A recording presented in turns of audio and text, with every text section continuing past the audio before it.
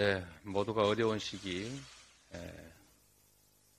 여러 가지 안타까운 일들이 벌어지고 있습니다.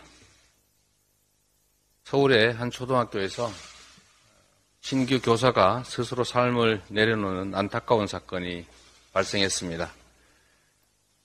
비통한 심정으로 진심 어린 애도의 말씀을 드립니다.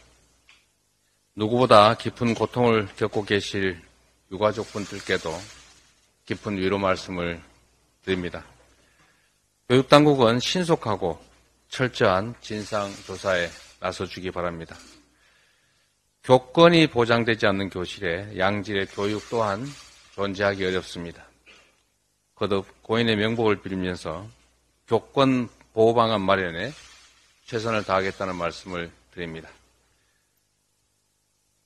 전국을 강타한 수마가 남긴 상처가 참으로 큽니다. 정부가 피해가 컸던 13곳을 특별 재난지역으로 선포했는데 이것으로 끝났다고 할 일은 아닙니다. 관계부처는 실제 피해 현장에 예산과 인력이 신속하게 투입될 수 있도록 만전을 기해 주시기 바랍니다. 주말에 다시 큰 비가 예보되고 있습니다.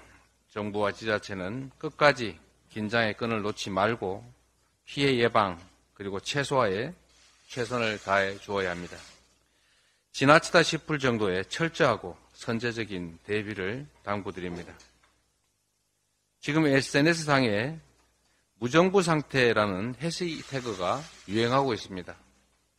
그 정도로 수해 대응 과정에서 정부 여당이 보여준 무능과 무책임에 대해서 국민들의 고통과 절망, 분노가 매우 높습니다.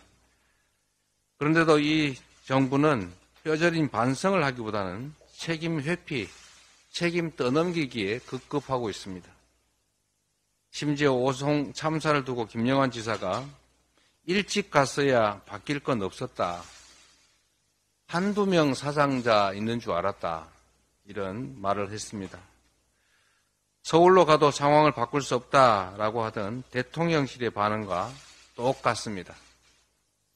공직자로서 최소한의 자격도, 양심도, 책임감도 없는 모습이다라는 국민들의 질타를 뼈아프게 받아들이기 바랍니다.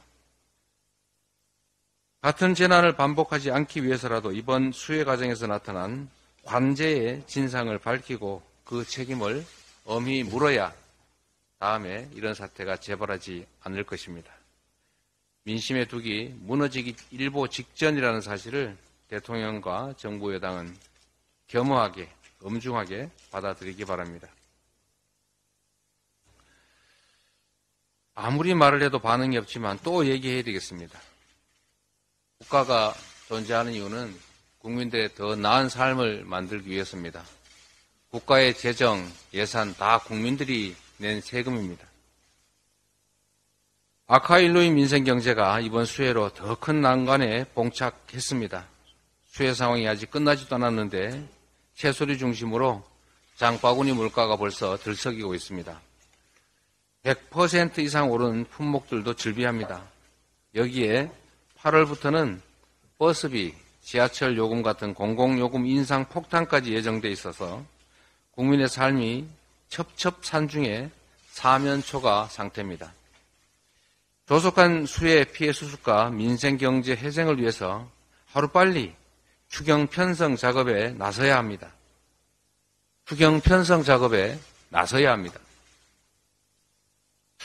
더는 시간을 지체할 이유도 여유도 없습니다. 수해로 인해서 물가 상황 전반이 불안해지고 이에 따라서 내수 위축이 더 심해지면 자칫 잘못했을 경우 민생경제 침체 속도를 제어하기도 어려운 비상사태 국면에 돌입할 수 있습니다.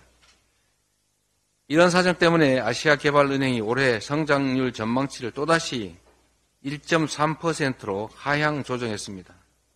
시간이 지나면 저절로 좋아질 것이라는 장밋빛 환상에 집착하다 1% 성장률 방어조차 어려울 수 있습니다. 초부자들에게는 퍼주고 국민은 쥐어짜는 정책은 정부가 말하는 건전 재정이 아니라 가렴주구 재정입니다. 신속한 추경으로 수해 복구, 그다음에 일상화된 기후위기 대응, 민생 경제 활력 회복, 그리고 특히 미래 산업 경제 기반 확보라고 하는 세 마리 토끼를 잡는 지혜를 반드시 발휘해야 합니다. 가만히 있다고 좋아지지 않습니다. 현장의 국민들 너무 어렵습니다. 기후위기 수해 과거보다 훨씬 심합니다. 앞으로 우리 미래도 더욱 어려워질 것이기 때문에 이럴 때 정부가 나서야 합니다. 가난하고 힘들고 위기 상황일 때 돈 100만 원 하고 풍성하고 돈 잘 벌 때 100만 원의 가치가 완전히 다릅니다. 지금이야말로 정부의 역할이 필요할 때입니다.